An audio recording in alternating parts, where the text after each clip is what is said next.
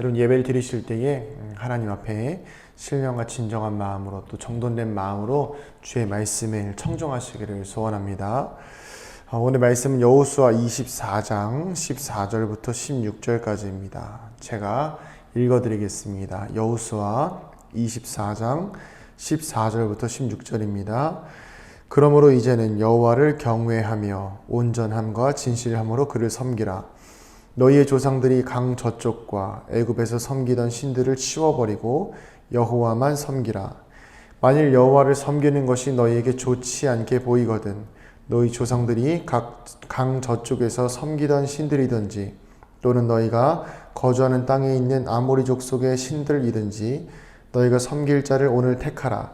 오직 나와 내 집은 여호와를 섬기겠노라 하니 백성이 대답하여 이르되 우리가 결단코 여호와를 버리고 다른 신들을 섬기기를 하지 아니하오리니 아멘.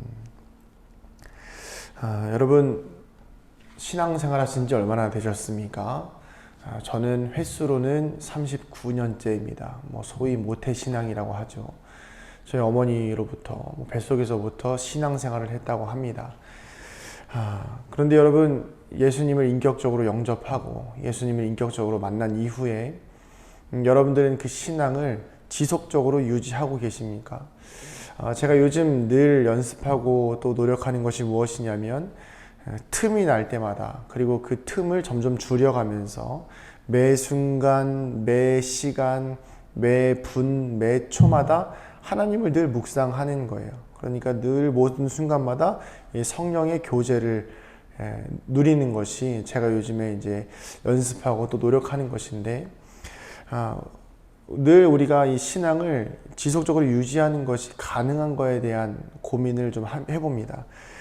사람들이 예수를 믿는다고 하면서도 삶에서 우리가 어려움이 생기고 모순이 생기는 이유가 뭘까요?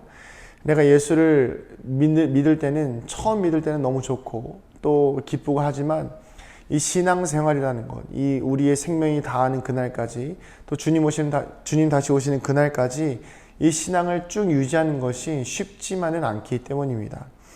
그래서 늘 이제 신앙의 상승 곡선이 이렇게 유지되어져야 하는데 아니면 이렇게 오르락 내리락 하거나 올라갈 땐 좋죠. 근데 내려갈 때도 힘듭니다. 아니면 처음 예수를 믿은 이후부터 쭉 내려가고 있다라고 한다면 우리가 신앙생활을 지속적으로 유지하는 것이 쉽지 않다는 것을 느낍니다. 그러나 우리가 믿음과 행함은 서로 모순되어져서는 안 돼요. 믿음이 있다고 하면서 아무런 행함이 없거나 아니면 행함은 있지만 그 속에 정말 하나님을 향한 천국의 소망이 없는 그런 믿음이 없는 삶은 있어서는 안 된다는 것이죠. 행함이 없는 믿음은 죽은 믿음이고 또 행함만 있지만 내 열심으로 뭔가를 하고 있지만 예수 그리스도의 십자가의 보혈의 구원의 은혜는 없는 사람이 되어서는 안 된다는 것입니다. 제가 이제 요즘에 아까도 말씀드렸듯이 이 프랭크 루박이라는 이 선교사님을 묵상하고 있는데 이분의 일기를 좀 보니까 이런 내용이 좀 있어요. 처음에는 이렇게 이야기합니다. 내가 하나님과 동행하는 것이 때로는 항상 함께하고 싶지만 매 순간 이렇게 이야기를 하거나 대화할 때는 잠깐 교제가 끊기고 다른 일을 할 때는 교제가 끊긴다. 그래서 나는 이 일이 조금은 불가능하지만 그럼에도 불구하고 계속해서 노력하려고 하고 있다라는 일기를 쓴 것을 봤습니다. 근데 그 일기를 쓰고 나서 이제 마지막 때쯤 가니까 한 2년 정도가 지났거든요. 그러니까 이 선교사님이 또 이런 내용을 적어놨어요. 나는 누군가와 대화를 하면서도 성령의 임재를 경험하고 누군가와 이야기를 하고 내 일을 하면서도 늘 성령님께 묻고 대화하고 그분과 함께 동행하고 있다라고 이렇게 적어놓은 걸 봤어요. 그래서 우리가 보통 이 사람 모순되잖아 라고 생각할 수 있지만 그 사이에 뭐가 있습니까? 2년이라는 시간이 있죠. 이 시간을 통해서 이 사람은 처음에 무엇을 느꼈을까요? 처음에는 이게 안 되는구나. 말하면서 성령의 은혜를 누린다. 아니면 설교하면서 성령의 은혜를 누린다. 내 일상에서 내 삶을 누리면서 성령의 은혜를 누린다. 이건 불가능해 라고 했지만 계속해서 노력하니까 2년이 지난 어느 시점부터는 하나님의 하나님의 은혜를 누리면서 성령님과 교제하면서 삶에서 대화를 하거나 아니면 누군가를 만난다거나 나의 삶에서 사역을 할 때 아니면 회사에서 일을 하거나 모든 삶의 영역들 가운데에서 늘 성령님과 동행하는 것이 가능해지더라는 것입니다. 즉 우리에게는 신앙을 지속적으로 유지해야 될 노력이 따라오고 그 노력에는 하나님을 향한 열망과 소망이 있어야 되는 것인데, 그렇다면 여러분, 우리가 오늘 이 말씀을 토대로 어떻게 해야 신앙을 지속적으로 잘 유지할 수 있는지를 나눠보고자 합니다. 그것은 바로 먼저 늘 우리의 삶에 드려지는 예배를 온전함과 진실함으로 예배를 드려야 되는 것입니다.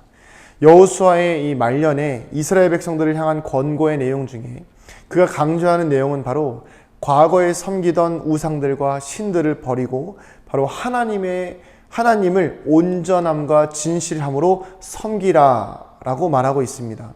여기서의 섬김은 예배를 의미합니다. 그래서 우리의 신앙생활에 지속적인 은혜를 누리기 위해서는 늘 온전함과 신실함을 가지고 예배를 드려야 한다는 것입니다. 여러분, 신앙의 유지와 온전함과 신실함이 어떤 연관이 있습니까? 전혀 상관이 없어 보이잖아요. 이렇게 예를 좀 들어드리겠습니다. 여러분, 새 하얀 운동화를 신어보신 적 있으십니까? 제가 어렸을 때 새 하얀 운동화를 신게 되면 정말 애지중지하게 됩니다. 이 새 하얀 옷도 마찬가지지요. 그래서 신거나 입게 되면 먼지라도 묻게 될까 아주 노심초사합니다. 길 지나가다가 공사장이나 아니면 고인 웅덩이가 있으면 최대한 멀리 돌아서 가려고 하죠. 길에서 비가 온 다음에 아니면 눈이 온 다음에 차가 지나갈 때 물이라도 튈까봐 아주 조심스럽게 걸어가는 것이 새 신발을 샀을 때의 마음입니다. 아주 신중하고 또 신중하지요.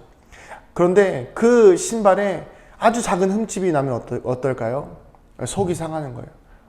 얼마나 내가 아껴 신었는데, 얼마나 내가 귀하게 신었는데 이 신발에 이 작은 흙이 튀었을까? 그러면서 어떻게 하죠? 닦는 거예요. 열심히 닦습니다. 물티슈로 닦던지 걸레로 닦던지 아니면 칫솔로 닦던지 깨끗하게 닦습니다. 그래서 새 신발의 상태를 최대한 유지하려고 하죠. 그런데 시간이 지날수록 어떻게 될까요? 1년이 지나고 2년이 지나고 3년이 지나면 어느 순간 그 신발에 묻었던 때를 그냥 놔두기 시작하고, 그래 2년이나 신었는데 3년이나 신었는데 그래 그냥 놔두자. 그러다 보면 어느샌가 그 새하얗던 신발이 회색빛이 되거나 아니면 여기저기 흠집이 나도 전혀 무덤덤한 상태가 되어지더라는 것입니다. 우리의 믿음이 이와 같습니다. 온전함과 진실함은 때묻지 않은 순수함과 순전함을 의미하죠. 우리가 예수를 처음 만나고 하나님을 믿고 구원받은 백성으로 살아가기 시작할 때에 우리의 마음은 이런 새 하얀 운동화와 같습니다. 흠이 전혀 없고 깨끗하고 귀합니다. 그런데 이 새하얀 운동화를 하나님을 바라본다는 것은 하나님을 사랑하는 일에 있어서 다른 어떤 것들이 내 마음에 묻지 않았다는 것을 의미해요. 즉 세상의 욕망과 욕심과 정욕들이 내 안에 묻어있지 않다는 것을 의미합니다. 하나님을 예배함에 있어서 우리가 주님 앞에 나올 때에는 우리가 더 하나님보다 더 사랑하는 것들을 그대로 가지고 나올 때가 있어요. 그러나 여러분, 우리의 마음속에 우리가 예수를 처음 믿었을 때 그 새하얀을 간직하고 있지 못한다고 한다면, 처음에 우리가 이 기쁨을 유지하다가 때로는 우리가 죄를 짓거나 실수를 해서 문제가 생겼을 때에 얼마나 가슴 치면서 회개합니까? 그런데 처음에 그 회개는 너무 가슴이 아프지만 반복되는 내 실수와 내 잘못들로 인해서, 내 죄들로 인해서 계속해서 그 마음속에 이 영혼의 때가 묻기 시작하면 어떻게 되죠? 그냥 어느 순간부터는 그래 내가 원래 그렇지, 이미 한 번 더러워진 거 어쩌겠어, 어쩔 수 없는 나는 죄인이야, 나는 그냥 이렇게 살아갈 수밖에 없어. 한 번, 두 번 반복되기 시작하면 점점 하나님을 향한 온전함과 진실함이 사라지게 되더라는 것입니다. 여러분, 그러나 오늘 여호수아는 이렇게 이야기합니다. 우리의 신앙을 계속해서 유지하기 위해서는 하나님을 향한 온전함과 신실함으로 예배를 드려라. 우리의 믿음이 이 운동화와 다른 것은 무엇일까요? 바로 이 운동화는 시간이 지나면 깨끗하게 할 방법이 없어요. 그러나 우리의 믿음은 늘 예수 그리스도의 십자가의 은혜 아래에서 우리의 죄를 고백하고 우리의 문제를 주님께 맡기면 우리의 새로운 피조물로 회복시키시는 주님의 은혜가 있다는 것입니다. 그래요, 여러분. 때때로 우리는 100%가 아닙니다. 우리는 100%가 될 수가 없어요. 인간의 연약함이 어떻게 하나님 앞에서 100%가 될 수 있겠습니까? 우리는 그 어떤 방법으로도 그 어떤 율법으로도 100%가 될 수 없습니다. 그러기에 우리에게 필요한 것은 무엇입니까? 예수님의 십자가의 사랑이에요. 때로는 우리가 70%밖에 되지 않고, 때로는 우리의 이 깨끗함이 정말 50% 아니면 뭐 99% 된다 하더라도, 90% 된다 하더라도 그 나머지 연약함을 누가 덮어주셔야 됩니까? 예수님이 덮어주시는 거예요. 예수님의 십자가의 보혈이 우리를 덮으시면 그분의 덮으심으로 인해서 우리가 100%가 되는 거죠. 우리가 차라리 0% 정말 아무것도 없을지라도 예수님의 십자가의 사랑은 100%가 넘치고도 남을 만큼의 우리에게 사랑을 부어주십니다. 그럴 때에 우리가 예수님의 십자가의 사랑을 의지해서 하나님께 나아갈 때에, 우리가 죄인됨을 고백하며 나아갈 때에 우리 안에 늘 온전함과 신실함이 회복될 줄로 믿습니다. 그래서 이 온전함과 신실함으로 하나님을 예배하는 것이 때로는 죄 가운데에서 예배를 드리고 이것을 어떻게든지 해결하려고 예배를 드리는 것이 아니라 이미 해결된 마음으로 주 앞에 나아갈 때에 그 예배가 즐겁고 그 예배가 기쁜 우리 모두가 되어지기를 소원합니다. 또한 우리가 이 신앙을 지속적으로 유지하고 또 성장시키기 위해서는 한 가지 반드시 해야 되는 일이 있는데, 그것은 바로 우상을 제거하는 일입니다. 여호수아는 이스라엘 백성들에게 이렇게 이야기합니다. 하나님과 다른 우상들 가운데에서 너희들은 선택해라. 너희들이 과거에 섬기던 그 우상들을 섬길 것이냐, 아니면 지금 너희들을 인도하고 계신, 너희들을 구원해내신 하나님을 섬길 것이냐. 동시에 여호수아는 이렇게 이야기합니다. 나와 내 집은 여호와를 섬기겠노라. 당당한 믿음의 선포를 하지요. 여호수아는 이렇게 이야기합니다. 내가 여호와를 섬기고 다른 우상도 섬긴다, 이렇게 이야기하지 않습니다. 이스라엘 백성들도 그 뒤에서 우리도 하나님을 따르겠습니다, 여호와만 섬기겠습니다 말하지만 그들의 이 여호수아 그 뒤에 나오는 이스라엘의 역사는 어떻습니까? 여전히 우상을 섬기고 죄를 짓고 문제를 일으키고 이것이 반복되어지지 않습니까? 여호수아는 신앙의 중립을 가져가지 않았어요. 우리는 신앙의 중립을 가져갈 때가 많이 있습니다. 그 중립이 무엇을 의미하죠? 적당히 타협하고 적당히 양보하고, 세상 속에서 세상과 예수님 사이에서, 하나님과 세상 사이에서, 죄와 생명 사이에서 여전히 적당히 저울질하면서 살아가고 있다는 것입니다. 그러나 오늘 여호수아는 이야기합니다. 너희가 우상을 선택할 것이냐, 하나님을 선택할 것이냐.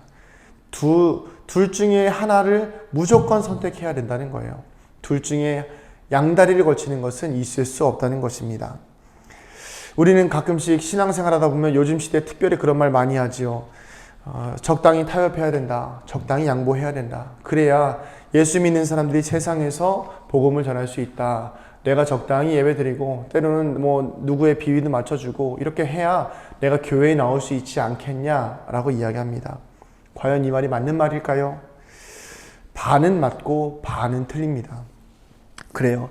때로는 우리가 먼저 맞는 것은 무엇이냐면 그리스도인이 세상에서 손해볼 수 있어야 됩니다. 그리스도인이 세상에서 양보할 수 있어야 됩니다. 이건 당연한 거예요. 왜냐하면 이웃을 사랑하는 하나님의 말씀과 예수님의 말씀이 있었기 때문입니다.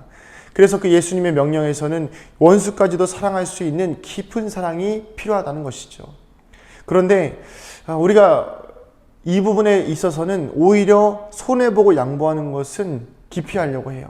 내가 손해보는 거 싫어하잖아요. 내 유익을 어떻게든지 챙기려고 하잖아요. 내가 피해보는 것을 싫어하고 내 가족들이 손해보는 걸 싫어합니다. 내 돈이 이유 없이 쓸데없이 누군가에게 흘러들어가는 것을 굉장히 기피합니다.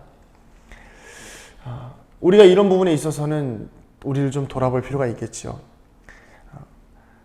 온전히 십자가의 사랑으로 내가 누군가를 사랑한다는 것은 때로는 내가 정말 예수님 때문에 박해를 받고 피해를 볼 수 있어야 되는 것이죠.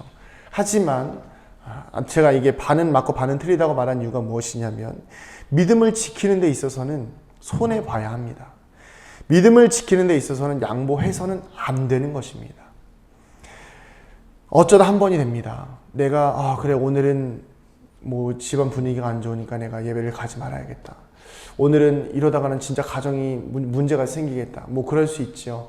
한 번, 두 번, 정말 어쩌다가 한 번은 그럴 수 있겠지만 이게 한 번이 두 번이 되고 두 번이 세 번이 되다 보면 어느 순간 적당히 예수를 믿게 되고 적당히 교회 다니고 남들 다 예배 안 드리니까 나도 안 드리기 시작하고 처음에는 남편 때문에 처음에는 아내 때문에 핑계를 삼았지만 그 이후부터는 어떻게 되는 거예요? 자연스럽게 타협이 되기 시작한다는 것입니다.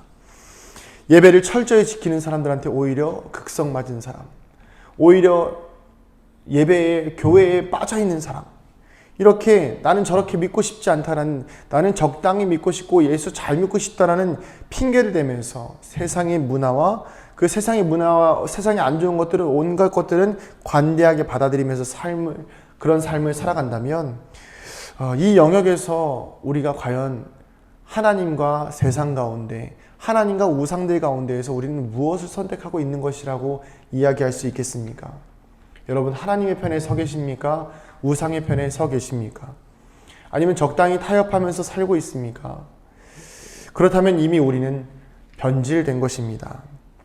여호수아는 이야기합니다. 하나님만 섬기라와 하나님도 섬기라, 이렇게 반반 걸쳐서 이야기하지 않습니다.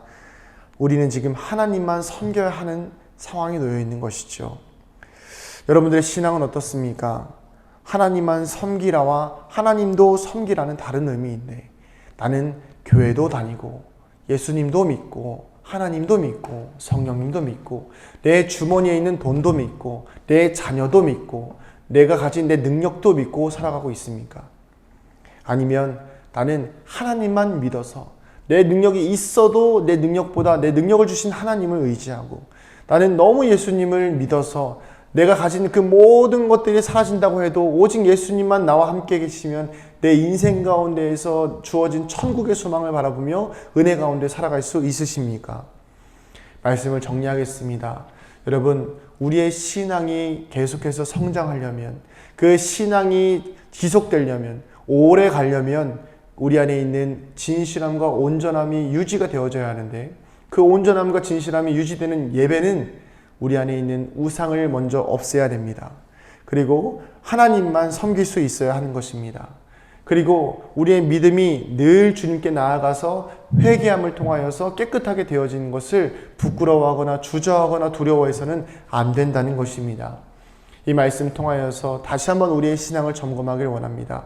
혹시 내 영혼이 그 새하얀 운동화가 아니라 이제는 더러워진 운동화라면 예수님 앞에 온전히 가지고 나아가서, 주님, 나의 모든 죄를 깨끗하게 주님의 보혈로 덮어주시옵소서. 주님, 내 믿음이, 내 신앙이, 나의 삶이 100%가 아니라 때로는 50%, 60%, 70%밖에 되지 않습니다. 최선을 다한다고 하지만 나는 이 100%의 삶을 살아갈 수가 없습니다. 주의 은혜가 필요하니 주님 나를 채워주시옵소서. 주님께 구할 때에 하나님께서 우리에게 주시는 온전한 은혜로 말미암아 다시 한번 살아갈 용기와 힘을 얻는 저와 여러분 되기를 소원합니다. 그래서 우리의 신앙이 늘 하나님 앞에서 지속적으로 유지가 되고, 또 이 떨어지는 것이 아니라 늘 하나님 앞에서 상승곡선을 이루어서 천국 가는 그날까지 성숙한 그리스도인 되기를 주님의 이름으로 축복합니다. 기도하시겠습니다. 하나님, 우리 사랑하는 주의 자녀들, 주님의 은혜 안에서 늘 성숙한 신앙, 뒤로 뒷걸음질 치거나 아래로 떨어지는 신앙이 아니라 늘 독수리가 날개침같이 올라가는, 새 힘 얻어서 상승하는 믿음의 사람들 될 수 있도록 인도하여 주시옵소서. 여호수아의 말처럼 나와 내 집은 여호와를 섬기겠노라 결단하고 다짐하여 세상과 타협하지 아니하고 하나님 내 마음에 오직 하나님만을 섬기기로 결단할 때에 주님께서 주시는 놀라운 은혜를 누리게 하여 주시옵소서. 감사드리며 예수님의 이름으로 기도드립니다. 아멘.